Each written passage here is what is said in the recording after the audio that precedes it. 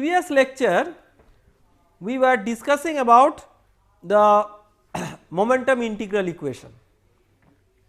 In this lecture we will see that how this equation can be applied to calculate various engineering parameters. So, momentum integral equation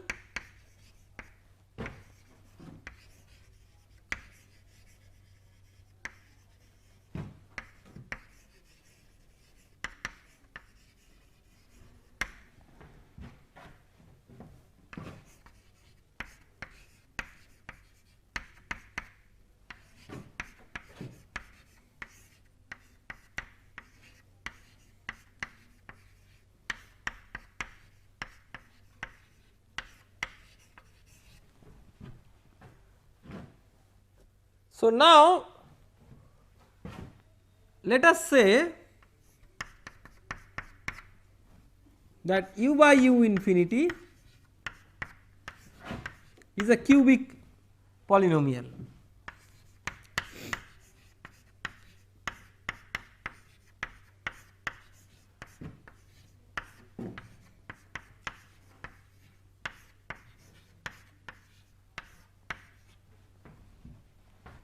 Okay. This is an approximate form.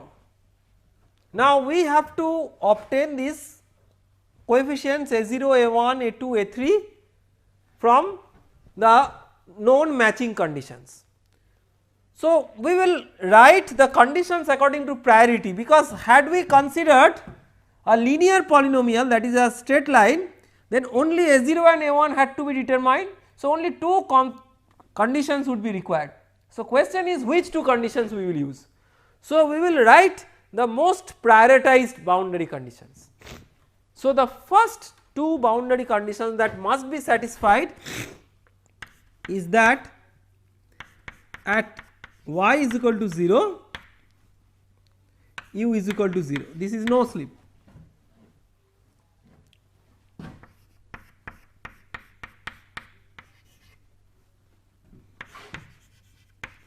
Second is at y tends to infinity, u will be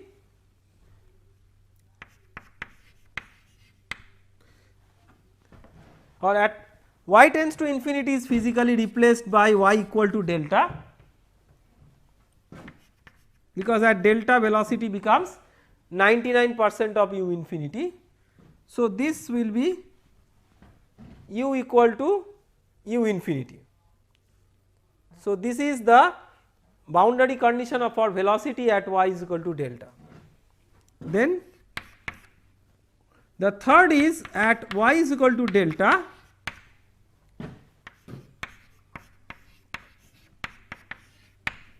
this one. These three are very obvious.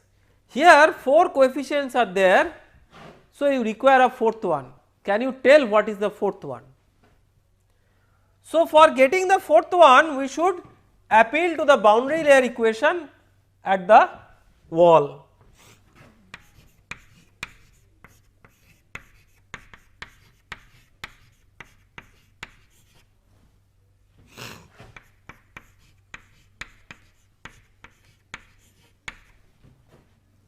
So at the wall, u is 0 at wall, v is 0 at wall, therefore this must be 0 at wall. So at y is equal to 0,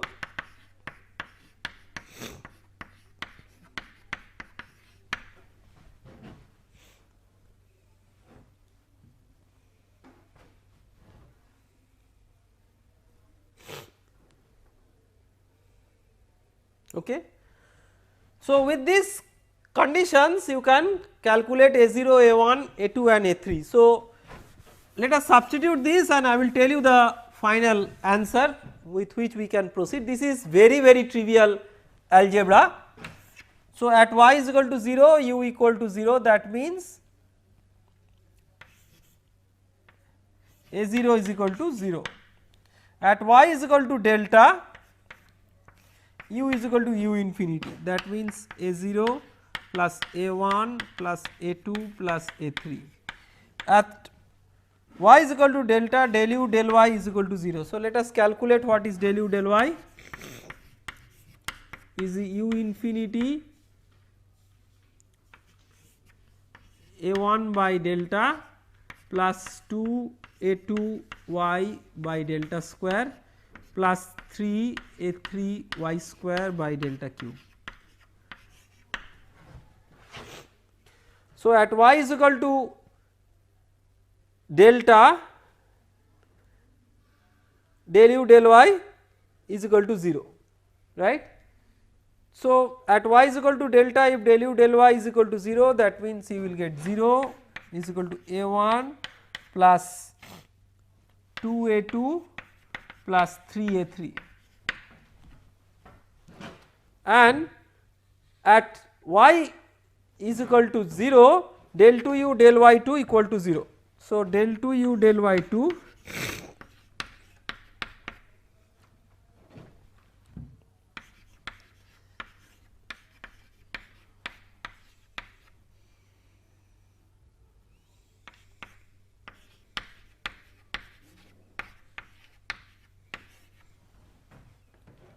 so that means 0 is equal to A2. So, A0 and A2 are 0.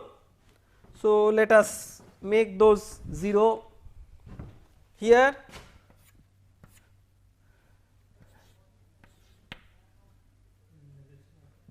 This one also.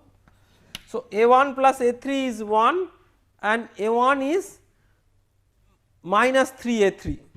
So, minus 3 A3 plus A3 is equal to 1.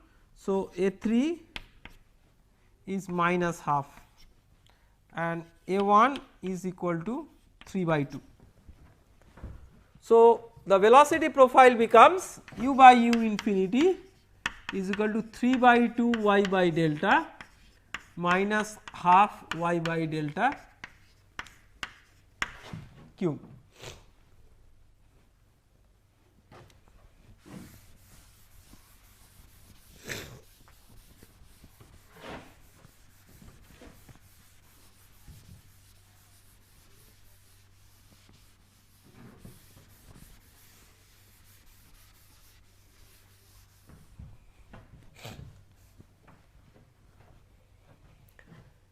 So, we will substitute that here.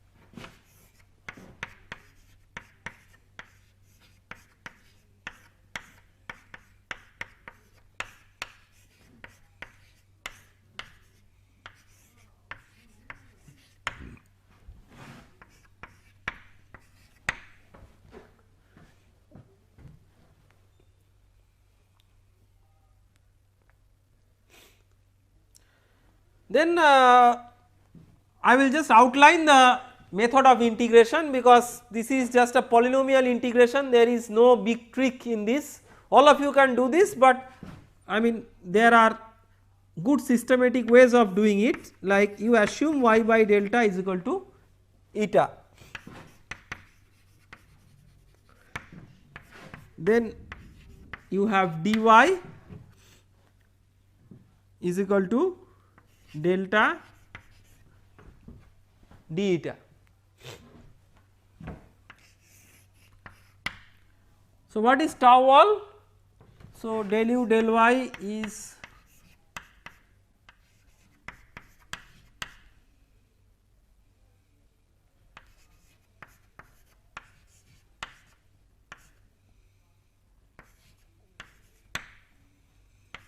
del u del y at y is equal to 0 is 3 by 2 delta.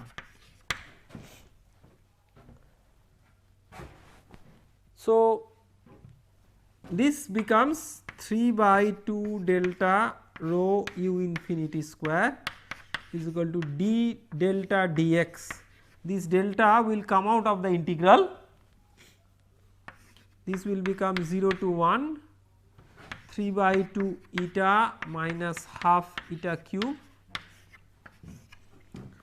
into 1 minus 3 by 2 eta plus half eta cube d eta.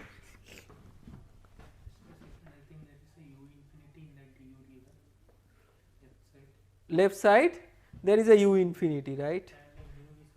So, this is, yeah, there is a mu also. So, this is just multiplied by u infinity. So, there is a u infinity and there is a mu.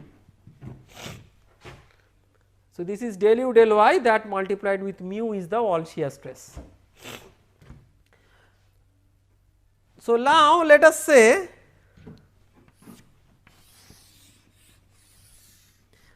so this after evaluation will give a numerical value, say a some number.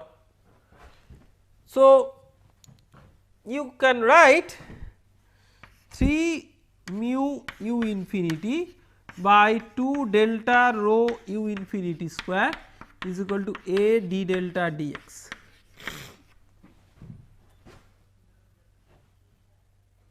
Okay.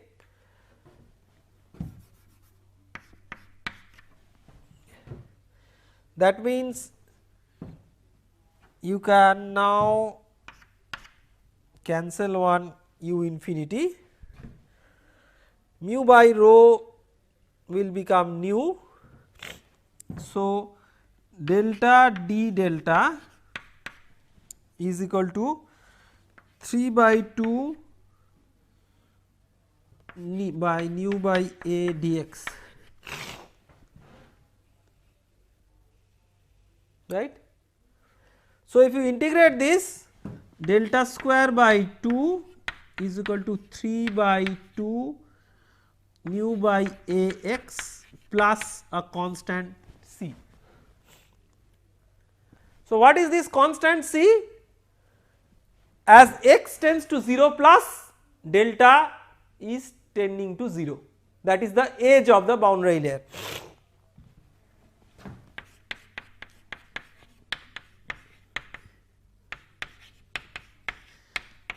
That means c equal to 0. So, you will get from here. So, let me utilize this space.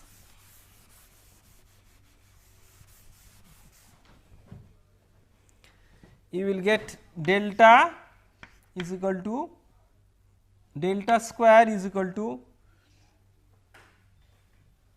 some, there was a u infinity, right, somehow I have not written it. So, 3 there is a with nu,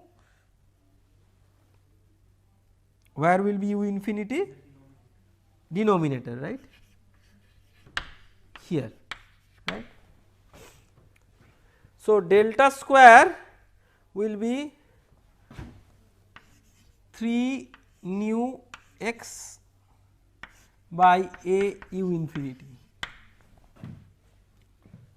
So, delta is square root of 3 by a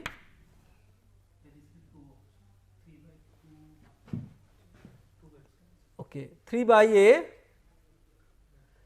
into, so you write delta by x. So, it will be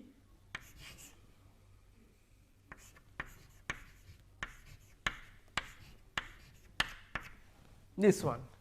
So, delta by x, again you see you get back the same thing, delta by x scales with Reynolds number to the power minus half. This 3 by a, if you calculate, it will be 4.64 square root.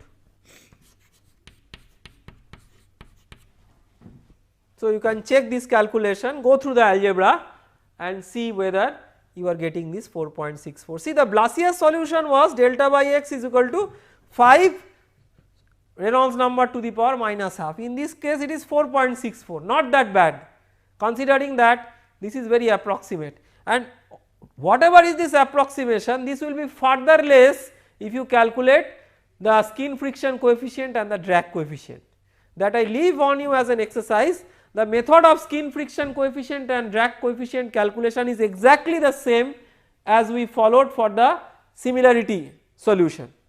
The only difference is that now you have to use this velocity profile instead of the velocity profile that we got from the similarity solution, but delta as a function of x is what you get from this, which you plug in here. So, that will be the answer to your velocity profile, and hence the skin friction coefficient, the drag coefficient, etc.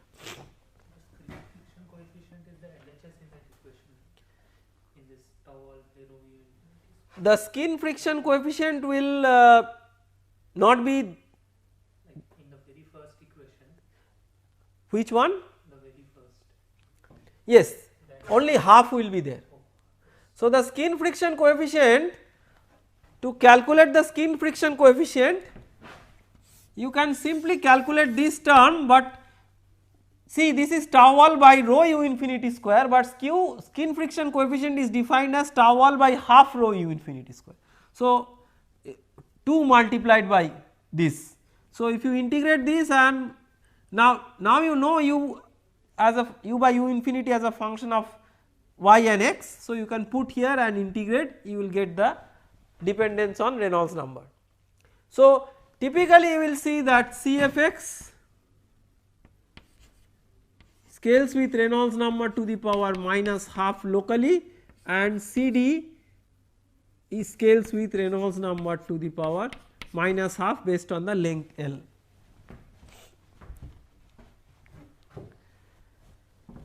The next topic that we will cover for the remaining time of this lecture is a very important concept, that so far we have discussed the growth of boundary layer without the presence of pressure gradient. But what happens if there is boundary layer in presence of pressure gradient?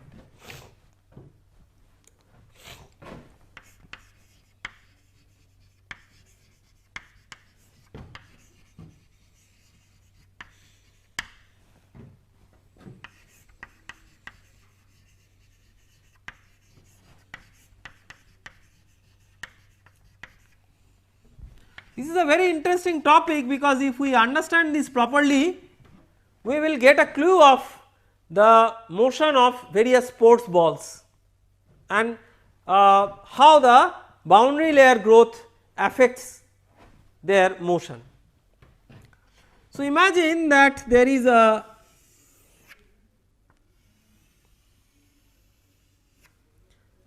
sphere or a cylinder, whatever,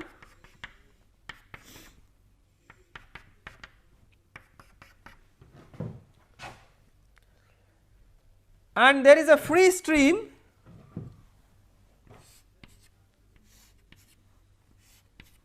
with u infinity falling on this object.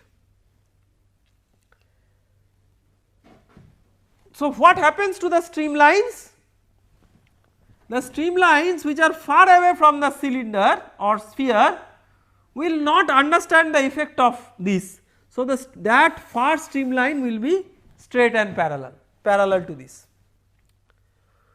So, with respect to this as a streamline and the body of the cylinder as a streamline, this region actually represents a converging flow passage. Because it is a converging flow passage, the area of the flow is decreasing and you have the fluid velocity accelerating. What is accelerating the flow?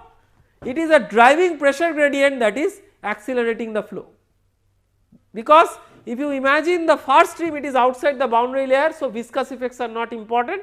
So, it is a driving pressure gradient that is actually accelerating the flow. So, that pressure gradient which is active till this is called as favorable pressure gradient, because it is favorable to driving the flow. So, favorable pressure gradient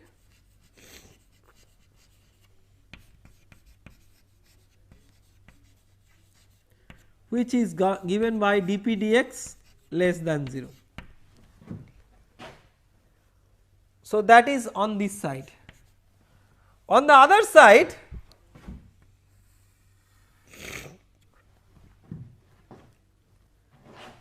that is between these two lines, the flow passage is diverging. So, when the flow passage is diverging, the velocity is anyway reducing because of this. So, there is a decelerating effect, and that decelerating effect is due to a pressure gradient which is slowing the fluid down. This is called as adverse pressure gradient.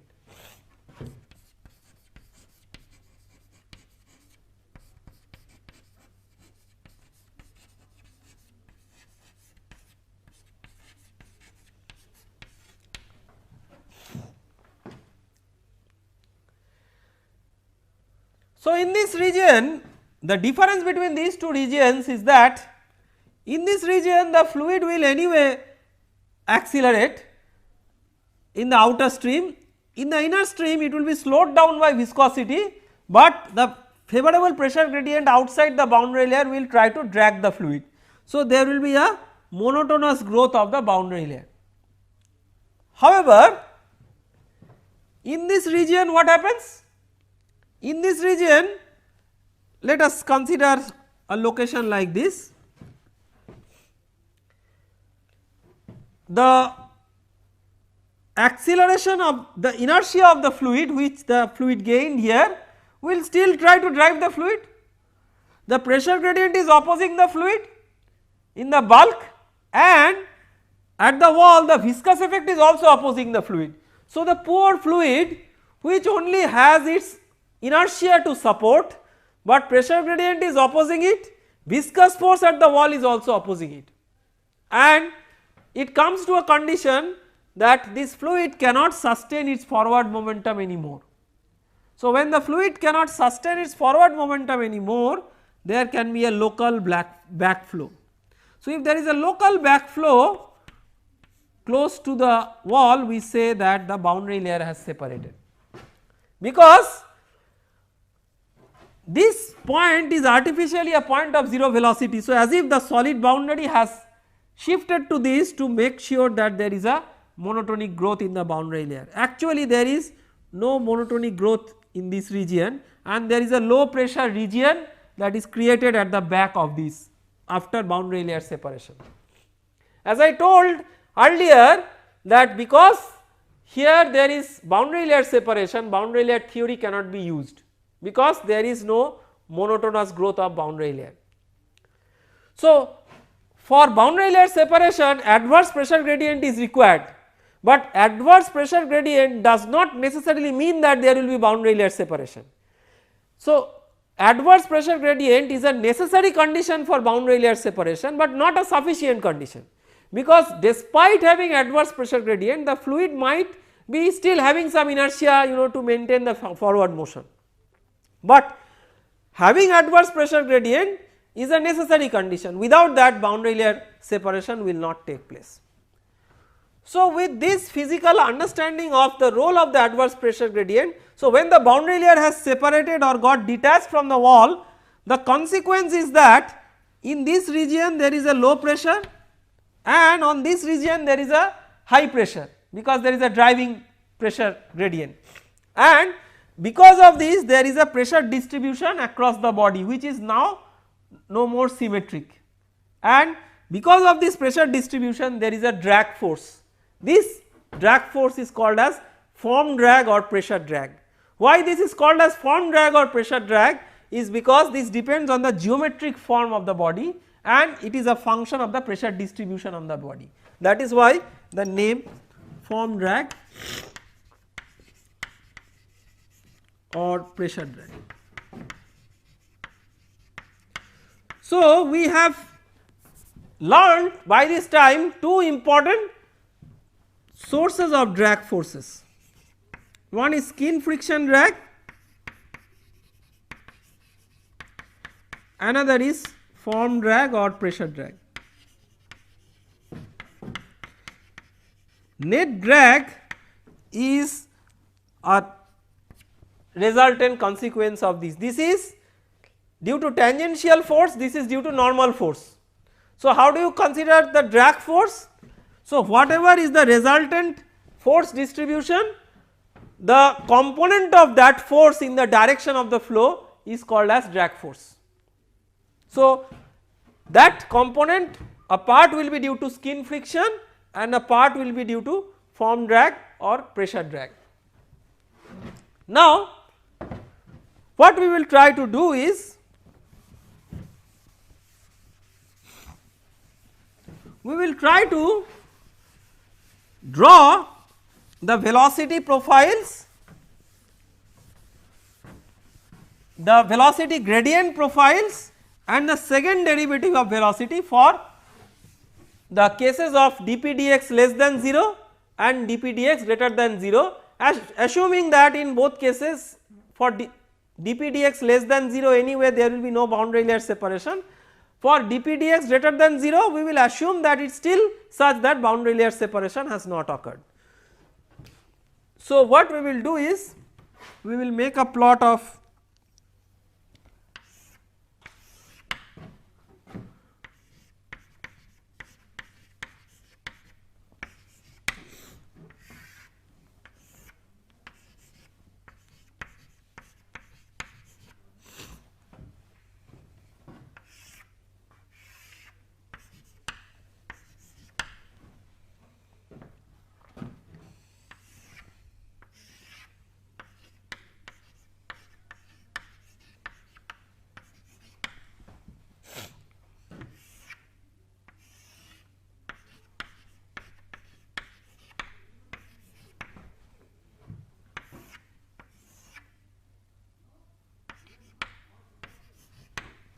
okay. So, this case we will plot for dp dx less than 0 and this will plot as dp dx greater than 0. See, despite having books we have to go through classes and I will show why, because this diagram we will draw not starting from the left to the right but from right to the left and we will build up the diagram. In the book when the entire diagram is drawn, it is very difficult for students to follow that what is the sequence, logical sequence in which the diagrams are arrived at. So, we will start with the second derivative. So, write the boundary layer equation at the wall.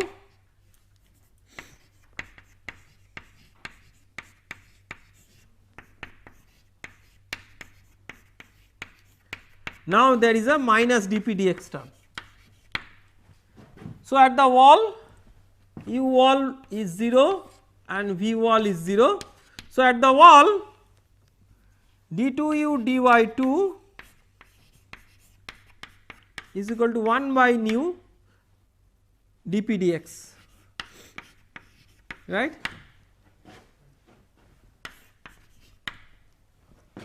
So, if dp dx is negative, which is favorable, then d2u dy2 is negative at the wall. So, something like this. What happens to d2u dy2 at far stream? d2u dy2 is what? d dy of du dy, du dy, so d dy of du dy, partial derivative of course, but conceptually it is okay.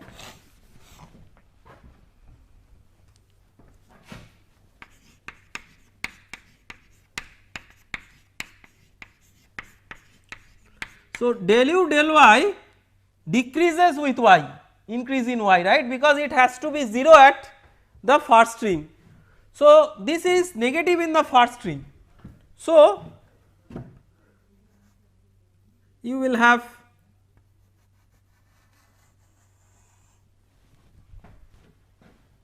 d2u dy2 diagram like this. What is du dy? So, here there is no boundary layer separation. So, tau wall will be positive and du dy will be positive and du dy will be tending to 0 as you go to infinity, and u versus y will be the usual. more interesting case is this. So, at the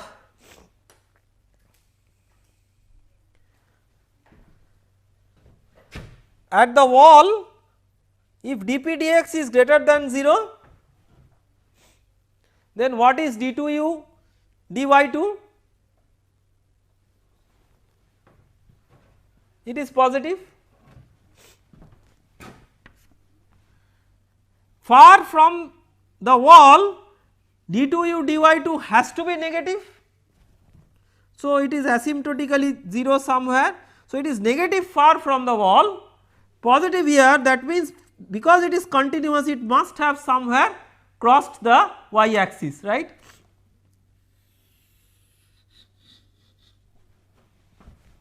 Okay. So, this means that there is a point at which d2u dy2 is 0. At the wall it is positive, at the far stream it is negative, it is continuous. So, somewhere it must cross the 0, where d2u dy2 is 0, there du dy must be maximum.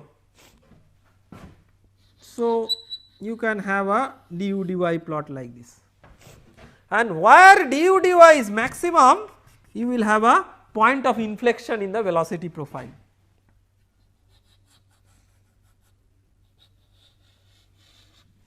This is called as point of inflection.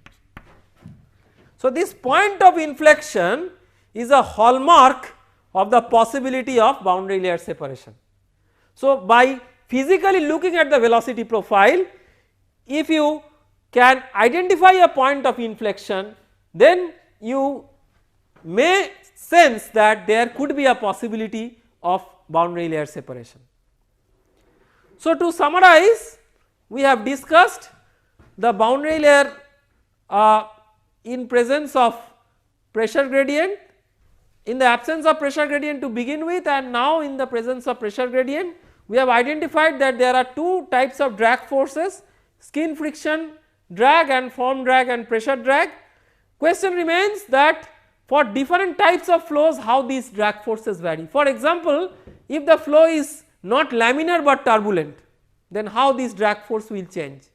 We will discuss that when we have completed a little bit of discussion on what is turbulence and some introduction to turbulent flows, and then we will come back to this point and discuss that if you have a turbulent flow instead of a laminar flow, how the drag force distribution changes and how that can influence an engineering device and even motion of cricket balls or tennis balls. Thank you very much.